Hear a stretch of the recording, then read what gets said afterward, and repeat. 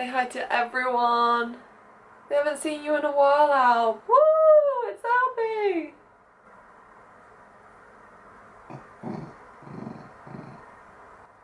Okay.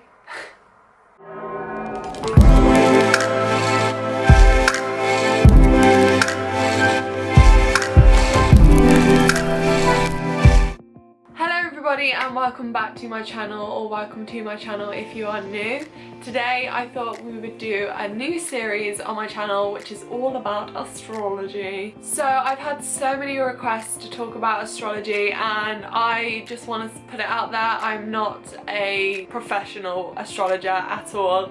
I just have a big interest in astrology and I'm going to talk you through the basics today, just the basics, because astrology is a very complex pseudoscience, so it can take a lot of time to get to grips with and learn about, so we're just going to go with the basics today. And just before we start, if you think that I'm a donut, JME. So people that are born at 11:59, 12 midnight, 11:59, 12 midnight, and then all of a sudden the 00 you do the 000 you 1 minute you want past midnight the next day, they all have different traits. You're a donut. JME.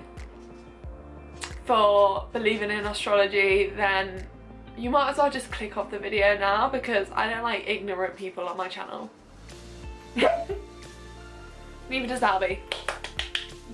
I'm joking, but if you don't like astrology or you don't believe in it for any reason, then this is not the video for you. So I would suggest just not watching it. I use astrology as a kind of tool to make me more self-aware and just understand myself more and understand other people a lot more, understand how and why people react in certain ways to certain things. That's why I love astrology, and yeah, that's why I'm passionate about it. So there are several different branches of astrology, but today we're just gonna focus on the natal chart, and I think as a beginner this is the best place to start with astrology, so let's go. So I think the best way to start with astrology is to find your birth chart. Now you can do this by just searching on Google for birth charts. I personally like the website Cafe Astrology, so I will link that down below so you can go and figure out your own birth chart, and it just means that it'd be a lot more beneficial when we're talking through the video about different parts of your chart. You'll be able to actually analyse your own chart at the same time as I'm talking about it.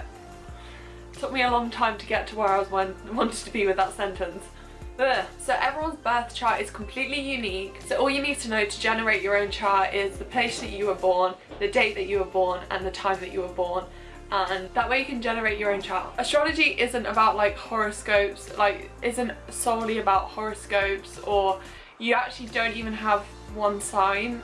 A lot of people believe that just because they're either a Leo or a Libra, that's their only sign, but in reality you have so many different signs and so many different planets and so many different houses. So I'm gonna script over here, and then this is my birth chart and this is my birth chart table. So we're going to talk about the charts. So as you can see, it's like a wheel. It has different signs, different planets, and different houses. So I'm going to be talking about today the table, just because it's a lot more simpler than the wheel. I feel like if you want to learn more about astrology, then give this video a thumbs up and I'll talk about houses, etc. But today we're only going to focus on the signs and the planets. So the first sign that will rock up on your birth chart is your sun sign, and this is probably the sign that you're already aware of, that you already know. Mine is Pisces. I'm born on March the 6th, so that means the sun was in the constellation of Pisces when I was born. If you don't know that, the zodiac signs are actually constellations in the sky, so each different planet was in a different constellation at a different time when you were born, so that's what makes up your birth chart, if that makes sense. So the sun sign is your overall self. It's probably got the biggest influence in your personality. And then the next one comes your moon. Now your moon sign is probably different to your sun sign, but it might not be, but in most cases it probably is. This is all about emotions and how you react to things emotionally. It's your internal self and how you appear to others and how you react to different situations but in an emotional sense. The next sign you have is your ascendant sign, or most likely known as your rising sign. Now your rising sign is how you appear to others, how other people perceive you, and then you have all of your different planets. So as you all guys probably know, I'm sure you do, that each planet rotates around the sun at different speeds.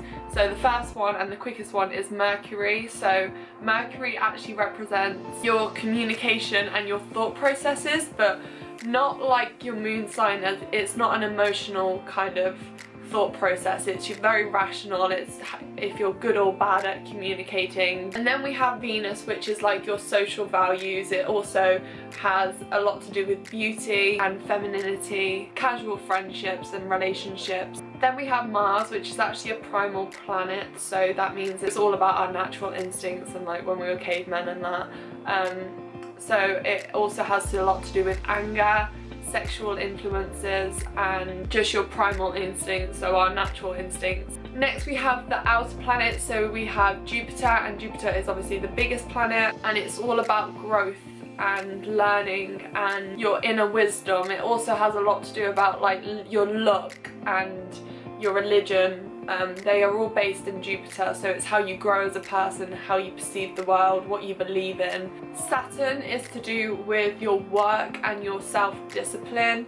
It's very rational, so it's to do with how you discipline yourself, your work ethic, what work you'll go into. It also has a lot to do with like fears and challenges in your life. It's very rational, it's very much about rules. Next you have Uranus, which is like an out of norm planet, I would say. It's a very quirky, almost, if you think about impulsivity, then Uranus is where it comes into it. It's about like rebellion and spontaneity, so, and like all weird quirks I feel lie in Uranus. That sounds so weird. Next we have Neptune, and Neptune's kind of a weird one, I think. Well, it's one of my favourite, Neptune's my favourite planet, but it's kind of a weird one because it kind of blurs the lines between reality and like spirituality. Very much fantasy and a dream-like planet, so how you perceive your dreams and how you perceive spirituality and all of that lies within Neptune. It also has a lot to do with healing, but also like delusions. Finally there's Pluto, which I know is not a planet, but in the zodiac is still counted as a planet, and that's all about transformation and power, and it's kind of quite a dark planet because it also concerns like the taboo subjects, so like death and deepest relationships are all to do with Pluto. So then there are 12 houses, and I'm not going to go into the houses today, but if you'd like a part 2 of my astrology series, then let me know, give it a thumbs up, and just give it a thumbs up if you've learned something, because I feel like everyone can learn something new. I'm still learning as I go along with astrology. It can be very complex, but I find it fascinating, so yeah, let me know if you've enjoyed this one, and if so, I will do more. But as for now, I'm gonna love you and leave you, and I shall see you in my next video. Bye.